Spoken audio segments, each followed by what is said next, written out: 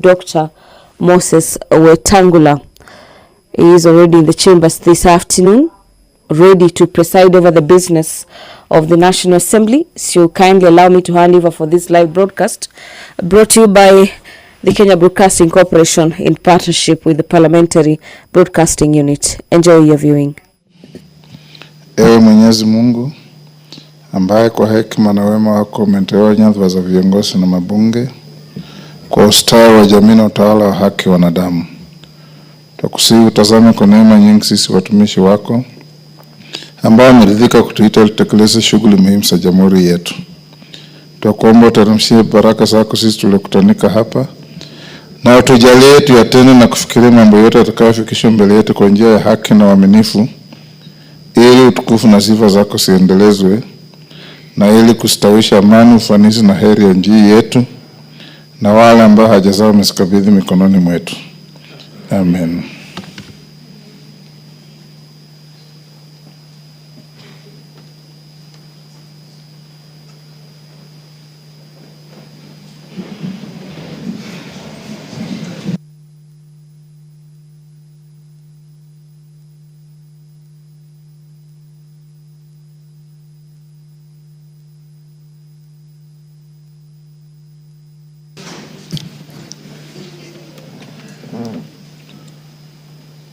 Sergeant, ring the quorum bell.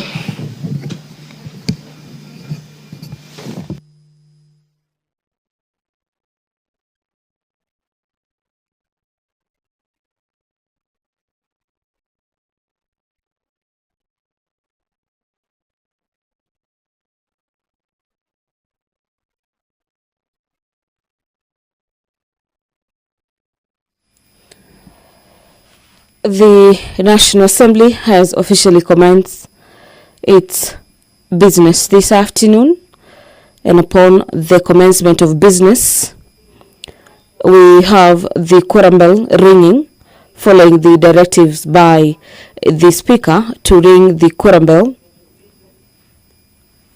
as provided for in the House Standing Orders number 34 on matters quorum upon the commencement of business.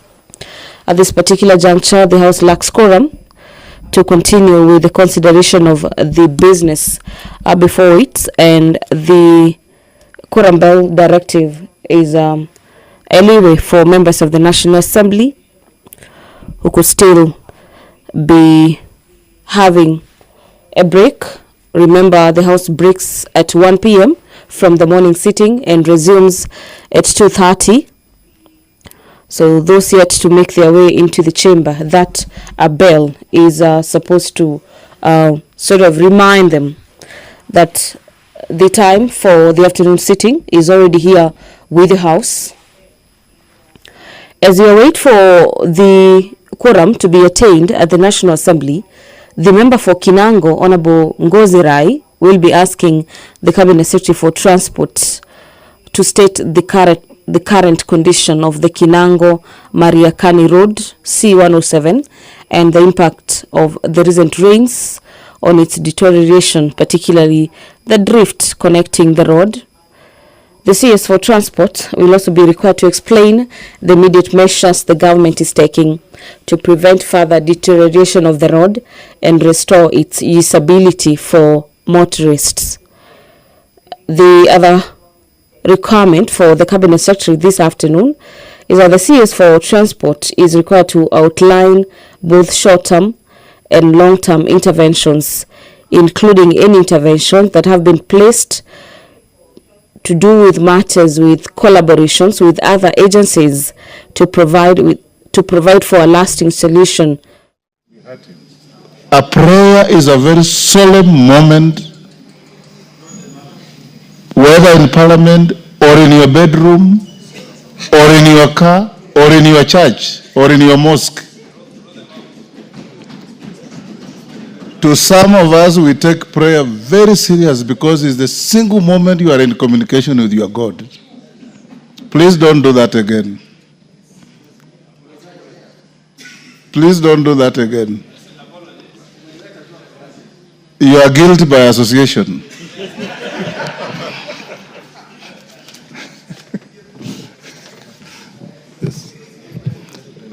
Okay, let's have, before we start, honorable members, and that is not only for Honorable Murgara and Mutuza, it's for all of us. We all believe in God. Our constitution started by saying, we respect God of all creation. And that's what we do. And we only take 2 minutes to place ourselves before God before we start our business. You can fight thereafter, it doesn't matter. But we must start by supplicating and surrendering our will to God.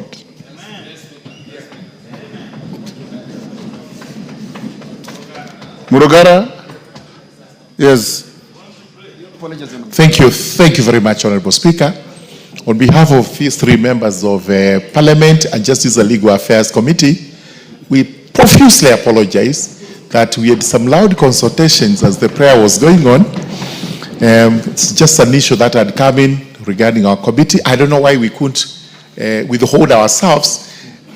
We apologize for that. Thank you. Toa is human. So we are human beings and we are subject to erring. Thank you.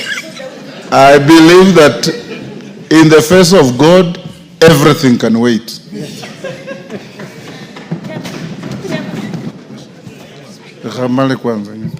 Yes, sir. Go on. Order number 1, administration of oath. Order number 2, communication from the chair. Order number 3, messages. Order number 4, petitions. Order number 5, papers. Majority Leader.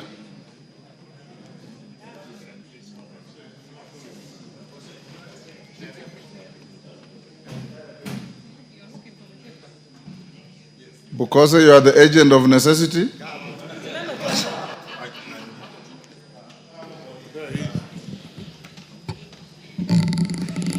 Honorable Speaker, on behalf of the Majority Leader, I beg to lay the following papers on the table of the House today, Wednesday, July 23rd, 2025, afternoon sitting. 1. Legal notice number 91 of 2025 relating to the county licensing, uniform procedures, regulations 2025, and explanatory memorandum from the Ministry of Investments, Trade and Industry. 2. Reports of the Auditor General and financial statements of Endebess Technical Training Institute for the years ended 30th June 2018, 30th June 2019, 30th June 2020, 30th June 2021, 30th June 2022, 30th June 2023, and 30th June 2024, and the certificates therein. 3. Report of the Auditor General and financial statement of the Total Technical and Vocational College for the year ended 30th June 2021 and the certificate therein. 4. Reports of the Auditor General and financial statements for the year ended 30th June 2023 and certificates therein in respect of 1. Borabu Technical Training Institute. 2. Emurwa Tigir Technical Training Institute, and 3. Kitutu Masaba Technical and Vocational College. 5. Reports of the Auditor General and financial statements for the years ended 30th June 2023 and 30th June 2024 and certificates therein in respect of 1. Emining Technical Training Institute, 2. Current Training Institute for the Deaf, and 3. Lunga Lunga Technical and Vocational College. 6. Reports of the Auditor General and financial statements for the years ended 30th June 2024 and certificates therein in respect of 1. Kiambu High School, 2. Loreto Kiambu Girls High School, 3. Moi Girls School, Nairobi, 4. Muranga High School, 5. Our Lady Consolata Mugoiri Girls High School, 6. St. Anne Secondary School, Lioki, 7. St. Barbara Tala Girls High School, 8. St. Josephine Pakita Masinga Girls High School, and 9. Thika High School. Thank you, Honorable Speaker. Thank you. Next order. Order number 6, notices of motion. Order number 7, questions and statements. Honorable members, can I confirm from majority leadership if the Minister for Roads is coming? I'm told he's already here. So members with questions to the Minister for Roads, be ready, we'll get to that. Let's deal with the statements. Gonzirai.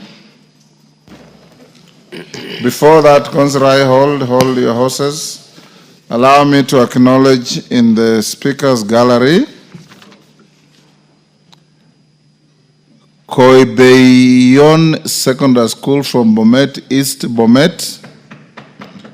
Ngumari Secondary School from South Imenti, Meru. In the public gallery, we have Emambarashai School from Kajiado, East Kajiado. Mutira Primary School from Kirinyaga, Central Kirinyaga. Elster Mixed Secondary School from Dagoretti North, Nairobi. And Kids Palace Shalom from Dagoretti South, Nairobi. I have been requested by the member for Dagoretti North to welcome the students from her constituency. She can do it on behalf of all of us. Thank you, Mr. Speaker. Mr. Speaker, allow me to welcome all the students to the August House and to appreciate that today we have a Wednesday sitting, and to tell them that in this house, each one of us has a story. But that story has ensured that we've worked hard to arrive to where we are. I want to thank Alistair. I know we have fantastic stars there who want to be journalists, and I could see their videos. But also to tell all of you that in anything we do, the first thing we appreciate is respect. And when you earn respect, people will respect you. And so we have very simple values that all of us learned in school. One of the values was to say sorry. The other value was to say thank you. The other value was to appreciate even our parents. So I want you, as you continue with your education, always appreciate your teachers and parents. They are their first call to ensure in life you will be who you want to be. And anything is possible for you in life. If you decide to be the President of the Republic of Kenya, it is possible. It is for you to decide. If you want to also fail in life, it will happen. It is up to you. So as my students and my children, today I want to wish you well and to thank all your teachers and to pray that those who are in Form 4, we wish you well. We want you to pass. We want you to come to campus. We want you one day to come and serve Kenyans the way we are serving. God bless you, and I wish you well as you go back. Thank you. Thank you, Mr. Speaker. Thank you. You're gone half a minute. I thought I had asked Elijah to speak for all of you, but take half a minute. Thank you. Thank you, Mr. Speaker, for also giving me this opportunity. And I would also like to take this chance to welcome all the students into this August House. The students from Koibeyon Secondary School, you are most welcome. And as been said by my colleague, Honorable Eulogise, that we wish you well in life. And I would like to say that to all the students, let this be a learning process for you, and know that the sky is the limit. You might find yourself in the near future in this August House, and even in other high offices of this country. I want to say you are most welcome, and welcome once more again. Thank you so much. Thank you, Mr. Speaker. Dagoretti South, KJ, half a minute. Mr. Speaker, I take this opportunity to welcome all the learners from all the schools who are here, and in a special way also welcome Kids Palace from the Goreti South constituency. And Mr. Speaker, I have one word for these learners. It is to tell them that by the time you get to be of age to come to parliament, the world will have changed drastically. One of the things that is going to change the world is technology. The computers are learning at a pace that humans are not learning at. So you must find that one thing that you will be better at than the computers. The computers will compute, so you have to take the time you have in school to understand that you need to become more human as computers become more computers. How do you do that? Don't come out of school before you have mastered critical thinking.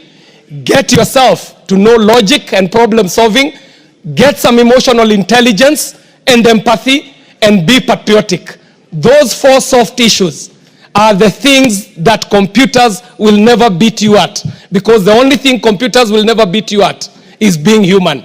But if you do not become human, know that the computers will computerize you more than the way you shall humanize the computers. Welcome to the August House. This is where the decisions are made in this country, and we exist for the welfare of society and the just government of the people. That is to solve all the problems that pertains to our people. Thank you very much.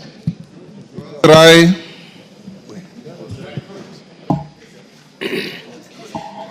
Thank you, Mr. Speaker. Honorable Speaker, I request for a statement regarding the disappearance of Mr. Charo Mae Karisa. Honorable Speaker, pursuant to the provisions of Standing Order 44 into brackets 2 into brackets C, I rise to seek a statement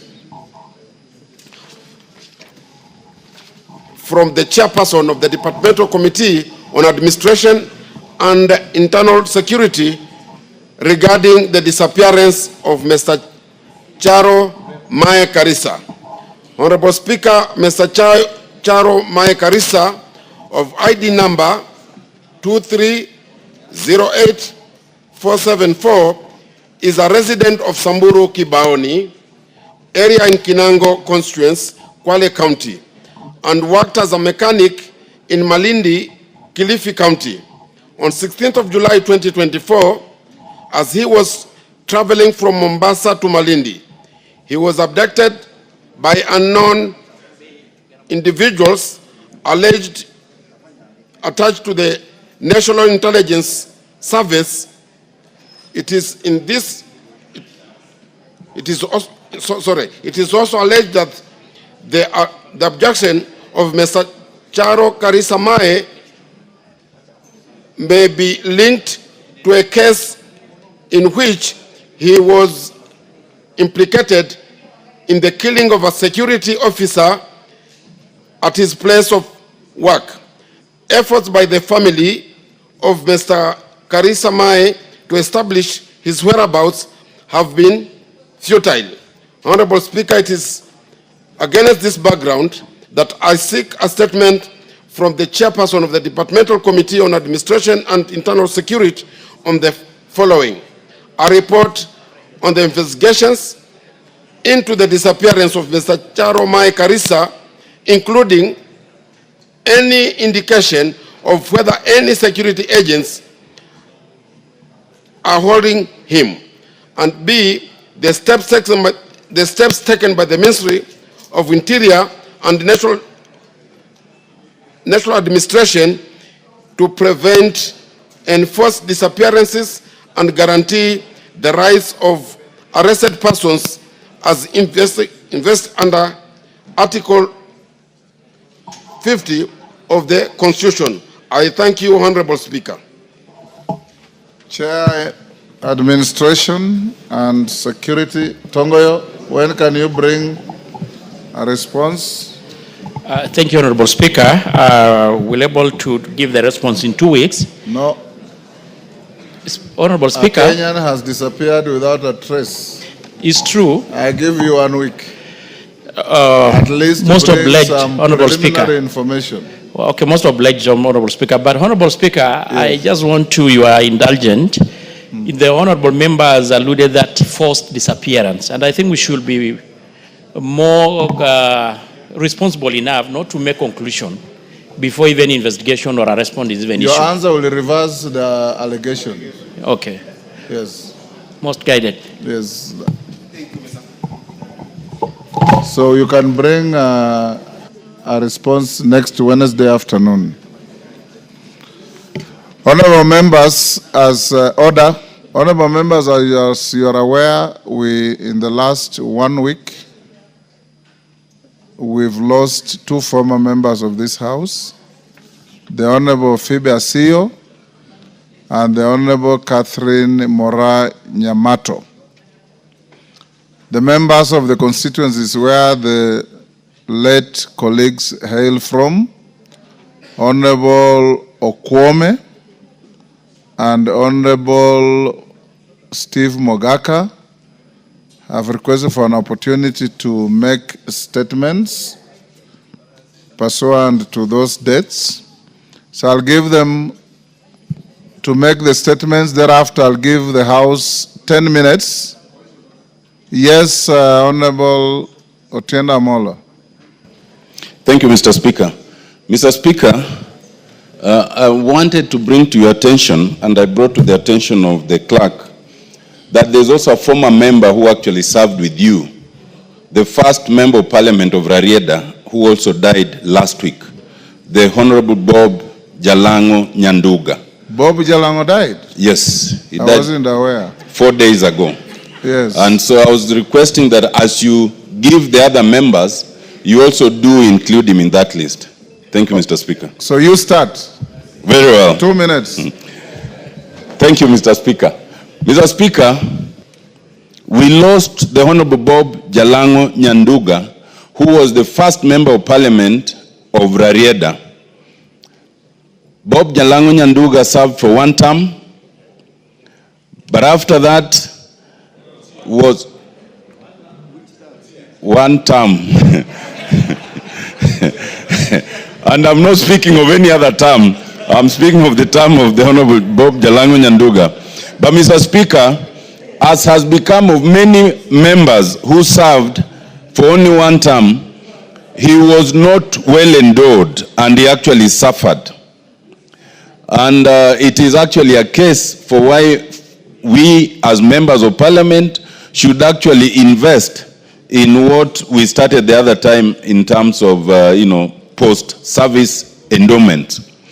The Honorable Bob Jalango Nyanduga hailed from Rarieda in a place called Asembo. He was also the brother of another member who served here, the Honorable Grace Ogot. In his time, he laid the foundation that subsequent members then continued. Because after him, the Honorable Achieng' Oneko also served. After that, who also passed. After that, the Honorable Den Ngure, who also passed. After that, the Honorable Raphael Tuju, who is alive. And after that, the Honorable Nicholas Gumbo, who is alive. And then yours truly has taken over.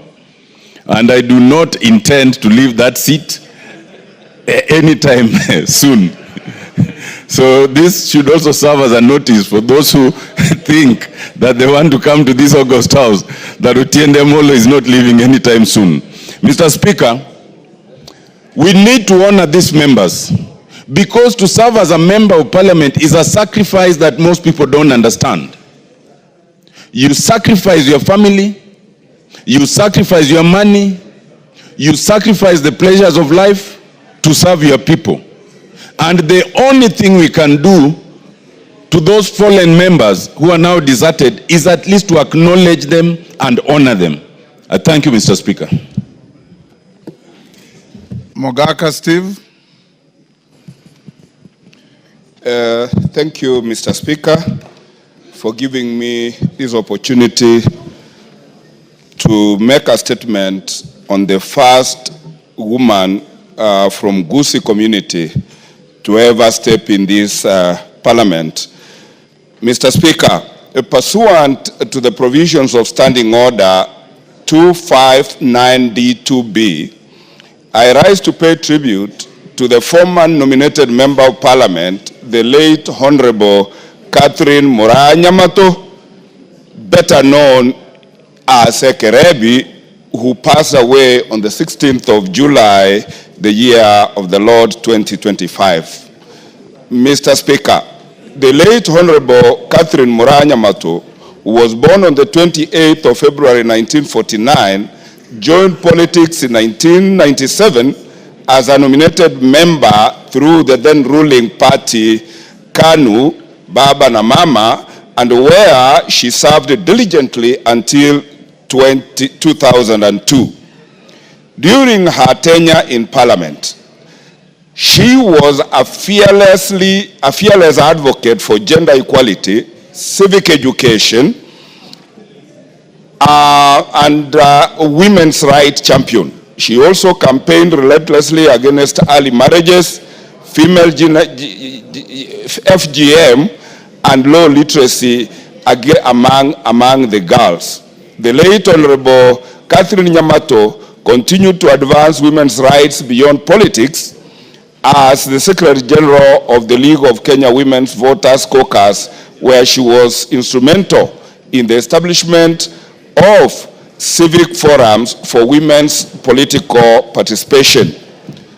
Mr. Speaker, Honorable Catherine Nyamato was born at Nyabite Market, where I was also born, and she is my cousin, as well as cousin to the most flamboyant Member of Parliament from West Mogrango, the late Honorable George Justus Morara, who died in a suspicious road accident.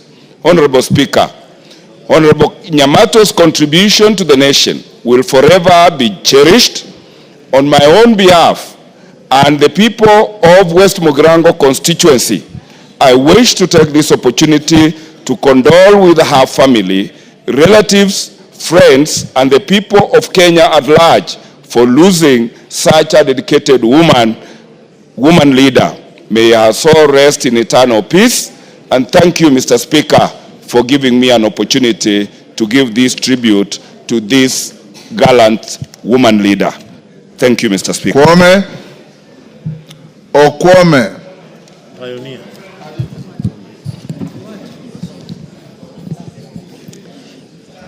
Thank you, Mr. Speaker, for allowing me to make a statement on the demise of the late former Member of Parliament for Karachuonyo, Honorable Phoebe Asiyo.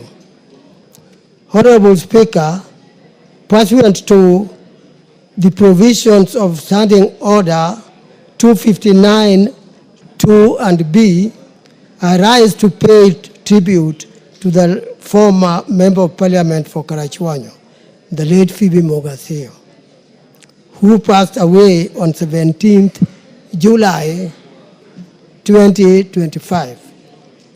Honorable Speaker, the late Honorable Phoebe Asiyo, who was born on 12th September 1932, began her career as a teacher after completing her studies.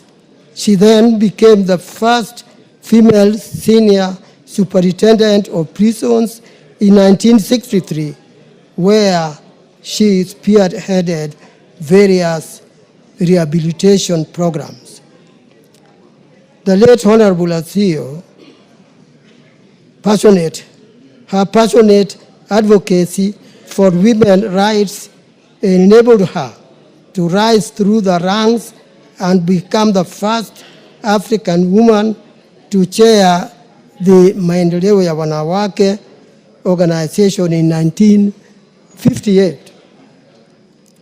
Mama Asiyo was a pioneer and trailblazer, who, being the first senior superintendent of Kenya prisons, the first woman elder among the Luo elders, the first goodwill ambassador for United Nations Development Fund for Women, and commissioner in the Constitution of Kenya Review Commission.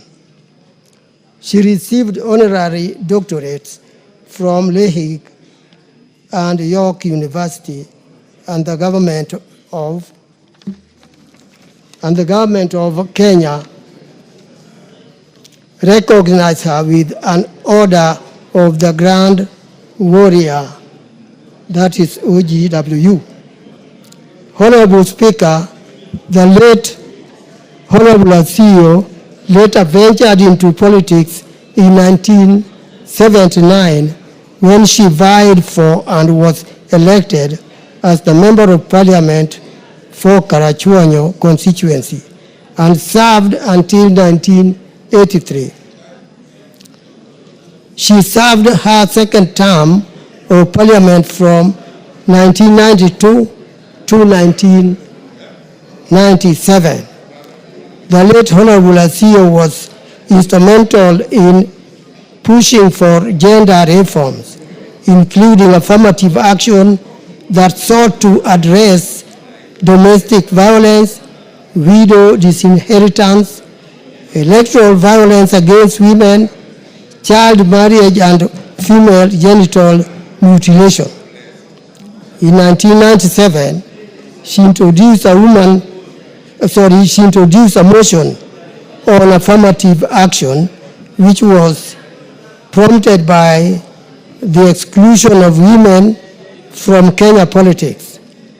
She is hailed for being the originator of the two-gender principle that was later anchored in the 2010 Constitution. Honorable Speaker, her contribution to the women and the nation at large will forever be cherished.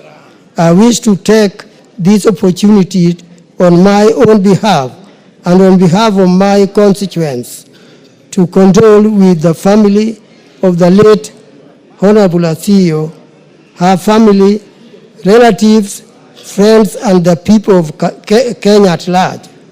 May her soul rest in eternal peace. Honorable Speaker, I thank you for the opportunity. Thank you, Okwame. Honorable members, I'll give 10 minutes to this, and whoever I give 1 minute. Mother Wangari.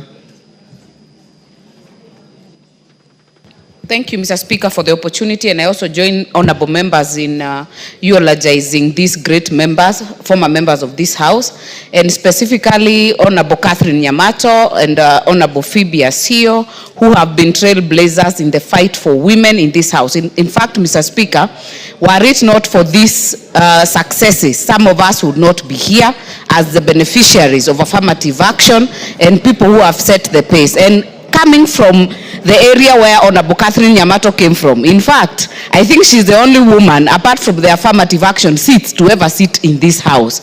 This area, Mr. Speaker, doesn't really elect women in this House, so I think she started a good fight. But Mr. Speaker, specifically Honorable Phoebe Asiyo, she is a trailblazer, Mr. Speaker. She was a uniform ambassador. She was, Mr. Speaker, actually elevated to be an elder in the Luo community because of the work she had done, Mr. Speaker. But more importantly, she was the original chair of Maendeleo ya Wanawake that has really fought and set the pace in the country. And Mr. Speaker, it is sad that we have lost her, but the benefits will be seen from now going forward, and we hope. Thank you. Mawade.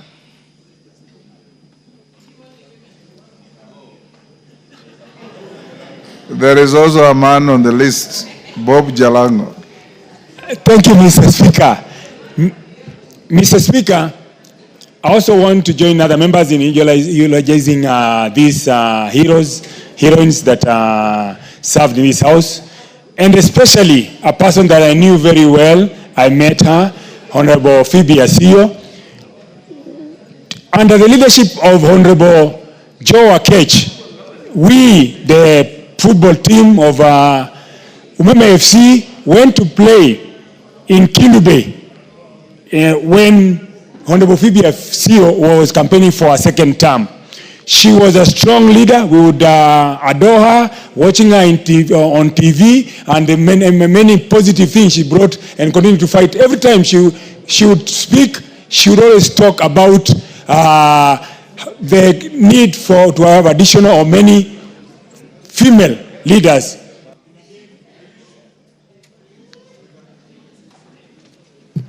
Meli Odhiambo. Okay. You have 1 minute and it's ticking. Can I have 2 minutes, please? 2. 1. Thank you, Mr. Speaker, even though you are only giving me 1 minute, because in this House, I think the person who knows the first 2 members very well is myself. Not more than me. I know more than you. Mr. Speaker, I knew Phoebe Asiyo. That's why I was saying 1 minute is too short for me. I've known Phoebe Asiyo since I was 11 years old. She persuaded me to join politics through her own life when I watched her when she was actually going through campaigns, and she won by a landslide. But Mr. Speaker, because of a short time I've been given, she is actually like a second mother to me. Honorable Nyamato is a very good friend to me. I have even visited them at their rural homes, slept in their homes. So there are people who are very, very well known to me. And Mr. Speaker, I just want to say that Honorable Phoebe Asiyo is the reason that we have most of the women here, especially on the issue of affirmative action. Honorable Yes, Osoro. Avoid any preliminaries. Thank you very much, Honorable Speaker. With, of course, the pressure to speak, within 1 minute, I also want to join my colleagues in condoling with the families of the Honorable Phoebe Asiyo and the Honorable Catherine Nyamato. Honorable Speaker, Nyamato remained a pillar in the Gusii community. As a pioneer female member of parliament in this House, Honorable Speaker, she remained to be a role model to the girl child, traversing across the entire Gusii region, Honorable Speaker, motivating ladies to try elective seats or leadership skills, Honorable Speaker. So Gusii nation has lost a very strong woman, and may her soul rest in eternal peace. Thank you very much, Honorable Speaker. Bensouda, 1 minute. Thank you, Honorable Speaker, for giving me this opportunity to eulogize with the family of Honorable the late Mama Phoebe Asiyo Muga. On behalf of Mutembei County, she is my mother, and so I come from Karachuonyo constituency where I'm married. I would want to register in this house that the late Honorable Mama Phoebe Asiyo Muga told me that it was time to resign as the CEC for roads in Kisumu County and come back home and work. Honorable Speaker, she directed me to be mentored by Honorable Whip Millie Odhiambo. Millie Odhiambo had to travel from Nairobi to come and meet me, to sit me down for 3 hours. Honorable Speaker, Mama Phoebe Asiyo is a trailblazer. She is a woman of action. She has tactful strategies of politics. She knows the power of the wooden stake, and she knows the... Sabina Chege. I can say how Millie taught you. Thank you, Mr. Speaker. Mr. Speaker, I want to join my colleagues in giving the condolences to the families of departed honorable members. Mr. Speaker, I had met Honorable Phoebe Asiyo, and I want to join the other ladies to say she set the pace for us. I want to say, Honorable Speaker, the honors is on us who are now the women members of parliament to make sure, as Honorable Millie had to travel all the way to Homa Bay to mentor a lady, that the honors are on us now. Those ladies have done their work. It is upon us to make sure that we inspire, and we also mentor as many many of them as possible, so that they follow the steps. One day we'll be gone, and we'll also need more ladies. I look forward for a day where the 2/3, the men will look for it, and not the women. I thank you, Mr. Speaker. Yes, we give to... I'll give to Julius Olesunguli. Mr. Speaker, I wish to also join in condoling upon the death of Honorable Phoebe Asiyo and Honorable Catherine Nyamato, and also Bob Jalango. The first two were well known to me. They were members of my party, KANU. They were nurtured by the party, and they were part of the history of both KANU and Kenya. In particular, the Honorable Phoebe Asiyo was a model for many of the people in Kenya who wanted to aspire to ethical leadership. She was a strong debater in this house, and I still recall how she used to do it from that side of the government. Honorable Nyamato was equally a member of our party, She was, we were together, we served together in Parliament, and I wish her a good rest. Omongina.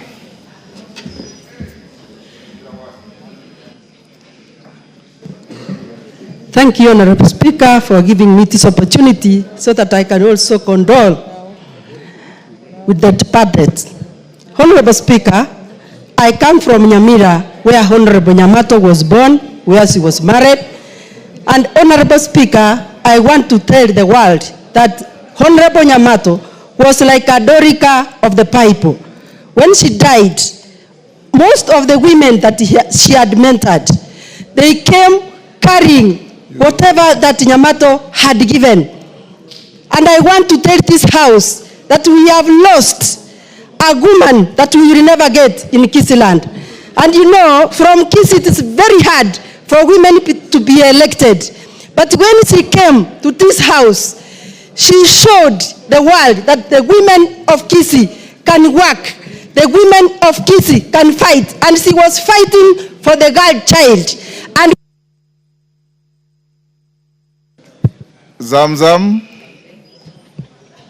Mheshimiwa Spika, na mimi niweze kutoa rambirambi zangu kwa familia ya mwenda zake Phyllis Asiyo. Alikuwa ni mama ambaye alitupa sisi kina mama wote Kenya nzima nguvu ya kuweza kusonga mbele kama kina mama. Na leo tuko katika bunge hili, leo tunajivunia kwa sababu ya yale matunda ambayo mama Phoebe aliweza kuyapanda, Mheshimiwa Spika. Kwa hiyo mimi natoa pole zangu kwa familia, na Mwenyezi Mungu aweze kumuhifadhi na wema, na anapokwenda ajue zile mbegu alizopanda bado ziko katika Wakenya na mioyo ya kina mama wa taifa hili. Asante sana Mheshimiwa Spika. Thank you, Mr. Speaker. Thank you for the opportunity to pass my condolences on behalf of myself, the people of Seme, my family, for the 3 members. But I think as a house, we have to think the number of deaths that we are experiencing. I was able to meet Honorable Nyamato, and I was actually a pediatrician in Kisii, and I knew her commitment to public service. Bob Jalango was actually a trailblazer when the constituency started, and also in the diplomatic circles. You must have known that with him. For Honorable Phoebe Asiyo, what I remember most about her is the issue of the girl child and the gender issues. I think her leadership in the girl child has been so successful that now we are also asking, what about the boy child? And we have to actually look at the boy child in remembrance of Asiyo. No. Members, will end here. We'll end here. Jen Kiara.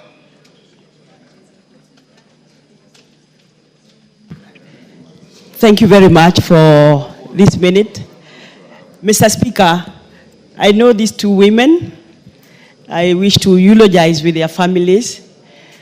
I was with Phoebe Asiyo in Maendeleo Wanawake. She's a trailblazer. When Maendeleo Wanawake was really working and helping women, I have met her this year. I was with Honorable Nyamato in Kenya. She was the women leader. At some stage, I thought she was going to get that seat because she really worked hard. So the 2 of them, I worked with them. I knew all of them. Honorable Phoebe Asiyo was in our many forums as a mentor, as a guest speaker, women forums. She had done a lot of work for the women of this country, and we ask God to rest them in his peace in heaven. God bless you. I want to close here, you good ladies. I know some of you didn't even know the women who were eulogizing. Chair Kewopa.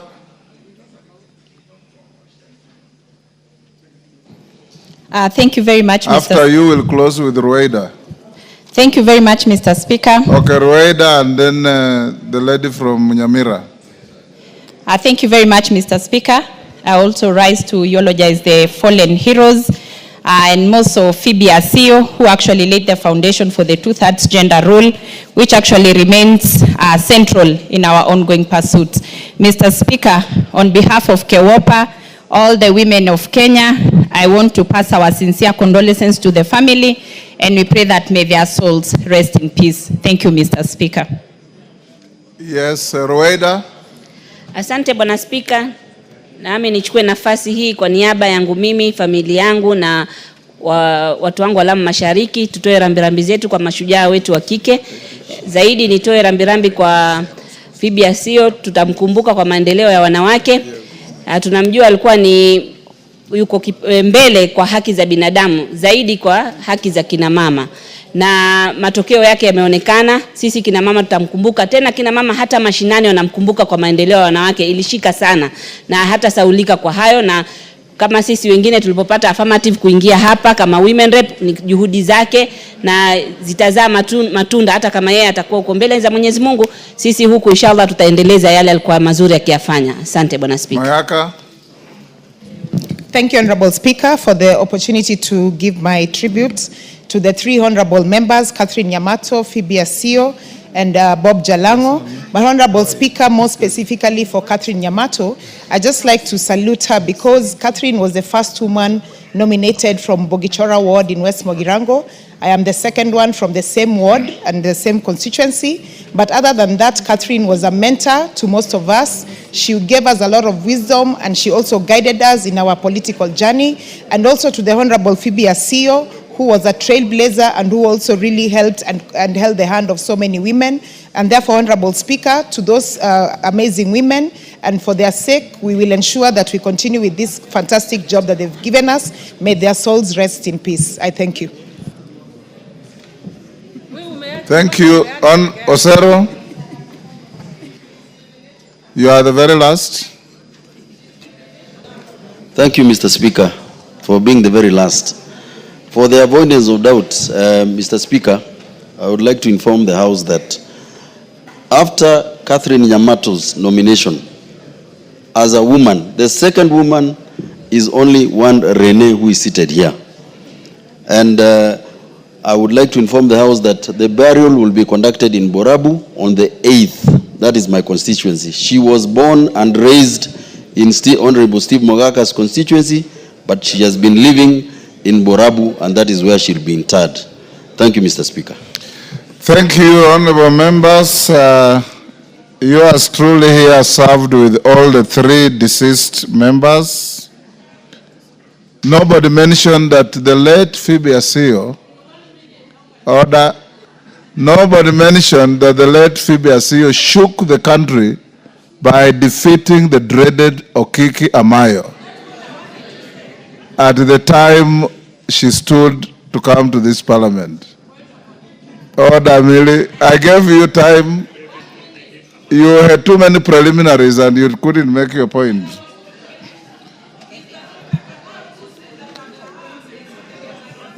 Honorable members, I'll now ask all of us, including the students in the gallery, to be upstanding to observe a minute's silence in honor of our three departed colleagues, Bob Jalango, Phoebe Asiyo Muga, and Catherine Mora Nyamato.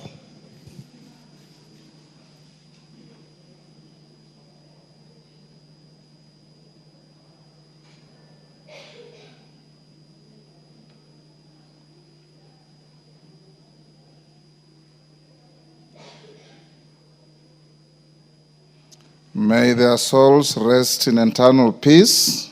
Amen. Unfortunately, Millie, they are all from Nyanza. You may wish to know that when the terrorists hit Garissa University, I buried 9 students from my count of Bungoma in one day. So the French say, c'est la vie. Honorable members, we'll now go to order number 7 questions. Majority Leader, Minister is in the House. We'll now start with the questions. The questioner, 1 supplementary, 2 joyriders. Beatrice Adagala. Minister, answers must be concise and precise so that we can save on time. But before Adagala, you ask your question, let's just acknowledge the presence of students in the house. In the Speaker's Gallery, St. Faustin Kerogo from Kirinyaga County, Kirinyaga. Ya Girls High School from Central, they don't indicate the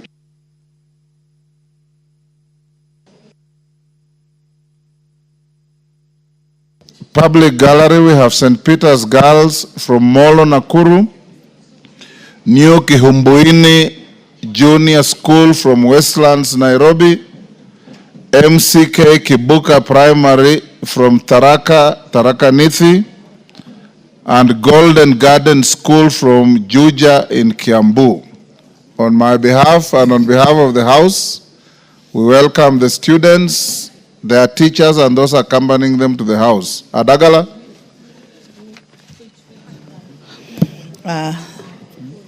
Thank you, Mr. Speaker, sir. I want to ask question number 013/2025. Could the Cabinet Secretary provide the status of construction of Shamahoho, Gisambai Road, and the steps being taken to ensure its completion? 2, clarify whether the contractor responsible for the road project received full payment and whether due process was followed in the payment process. 3, outline the measures taken by the ministry to address structural defects such as cracks, sliding grounds along the road, particularly around Kisigwa area. Lastly, provide the timelines for construction of the said road. Thank you, Mr. Speaker, sir. Minister.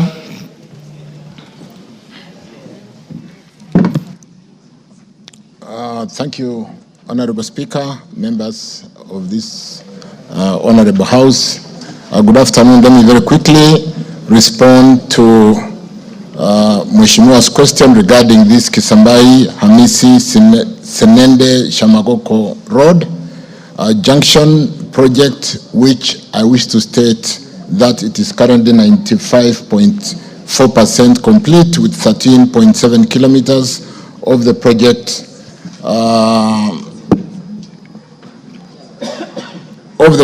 road upgraded to pavement standard to date. The bridge along the road spanning 12 meters is also complete, Honorable Speaker, with backfilling in place.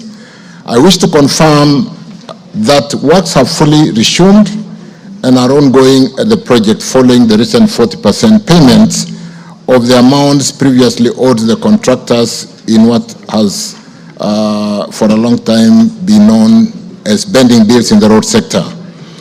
And this has enabled the full resumptions of work.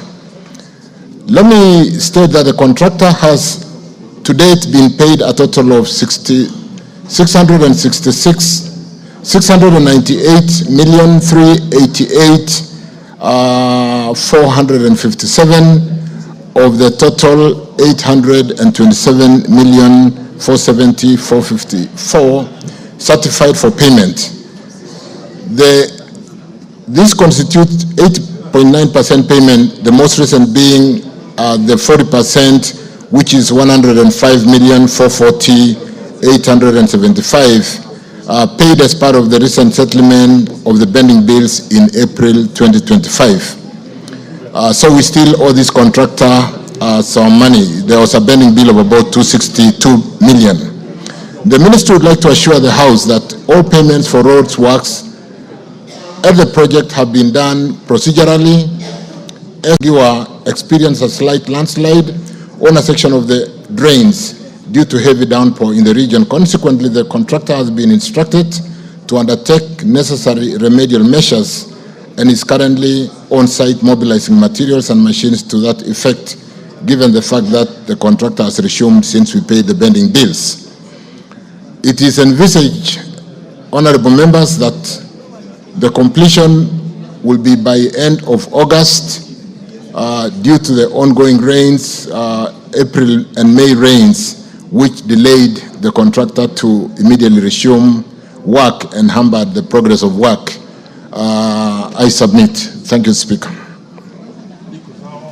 Yes, Adagala, you are satisfied? If you are, you save time, we go to the next. Thank you, Mr. Speaker. I think most of the areas have been covered very well by the CS, and I wish just to still talk about the Kisigwa area.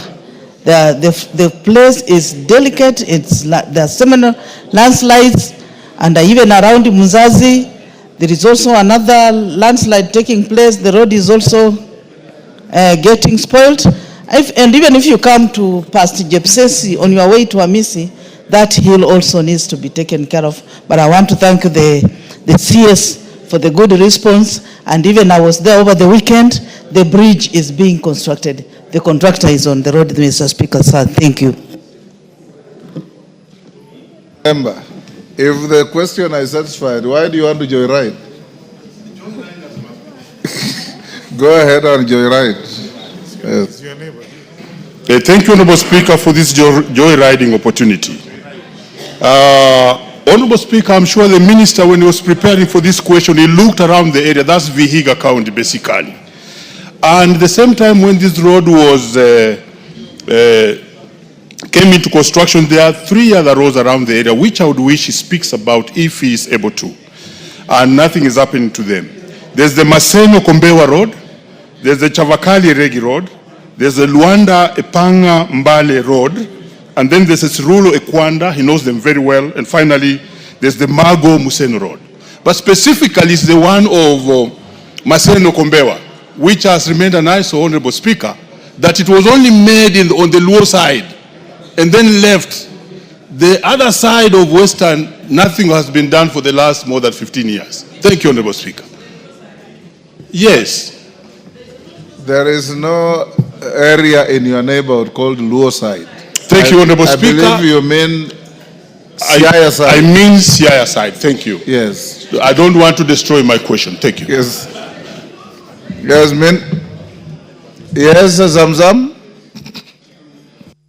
Asante Mheshimiwa Spika, na mimi naweza kujoyride. Nimuulize waziri, kuna barabara ambayo imekuwa tata sana ndani ya Mombasa, hata hao wabunge wakija kwa katika kamati zao wameona, yaitwa Links Road. Mheshimiwa Waziri, mikakati gani umeweka kuhakikisha kuwa ile Links Road imetengezwa? Manake hata pale kumetokea ajali, mwanamke mmoja na tuktuk akadungwa macho, hivi tunavyosema yuko hospitali hana jicho moja, kwa sababu ile barabara iko mbaya sana. Na kisha ile ya Mwakirunge, toka mlivyoacha kujenga paka sasa haiendelezwi. Tutataka kujua muna mikakati gani ya kumaliza pia ile ya kwenda Mwakirunge. Asante sana Mheshimiwa. Minister. Thank you again, Speaker. Let me specifically answer. I may not have the full information on all the roads, but particularly on Maseno, Kombewa, we have addressed that road and provided resources so that we can complete the link on the Vihiga side. And I don't have the details, but I do know we did provide for budgetary allocation in the current financial year. And the Maseno Kombewa on the Vihiga side will be constructed starting this financial year. Let me beg to basically meet the member and deal with the other specific roads, Milemba and the Luanda side in more details.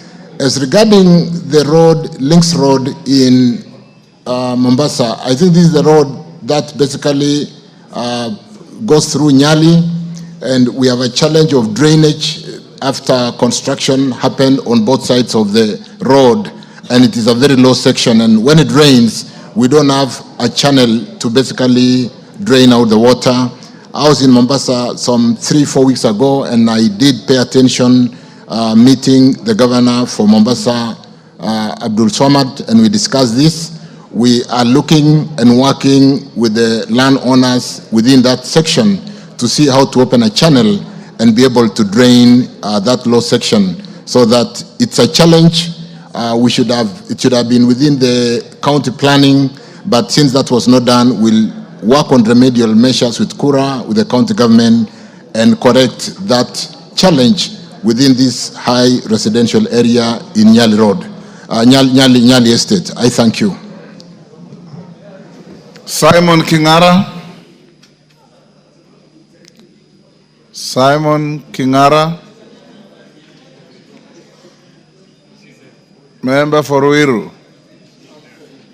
Is in the house. Question dropped. Mary Emase. I have been approached by the Honorable Okukaunya that he has got a holding brief for Mary Emase. Go ahead and ask the question. Thank you very much, Mr. Speaker. Mr. Speaker, I will ask the question on behalf of Honorable Mary Emase of Teso South regarding a road. Honorable Speaker, because she is away and she asked me to ask on her behalf. But Honorable Speaker, also the road touches on both Teso North and Teso South.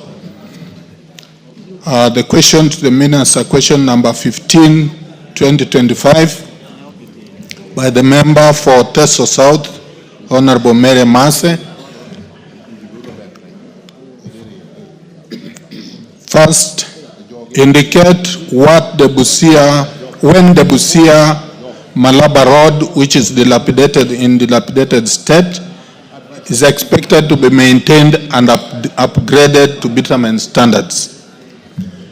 Number two, outline measures in place by the ministry to ensure that major highways, such as that Busia Malaba Road, is continually maintained. Thank you, Honorable Speaker. Minister. Thank you again, Speaker.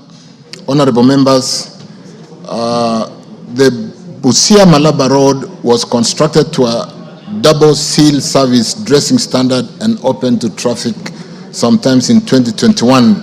And having been constructed using a stage construction contract, additional pavement layers were planned, but unfortunately, due to budgetary constraint, the additional layers have not been done. Kenya has since been carrying out maintenance activities, including performance-based maintenance contract between November 2021 and November 2023, routine maintenance contract between February 2024 and the same period in 2025, February 2025. Currently, the agency is procuring a routine maintenance contract for its maintenance for this financial year 25-26.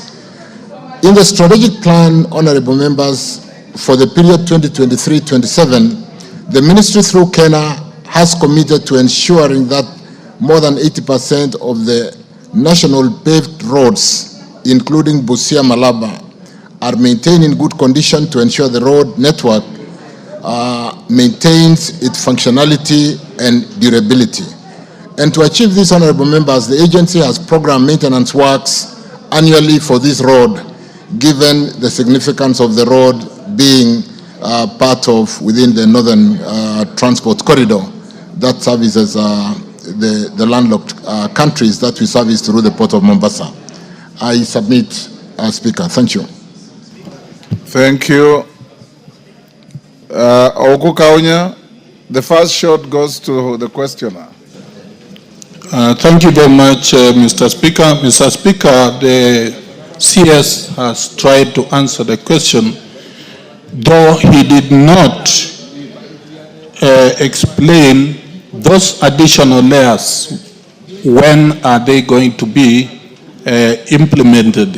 And Mr. Speaker, I also wanted to tell the CS that actually that road has caused a number of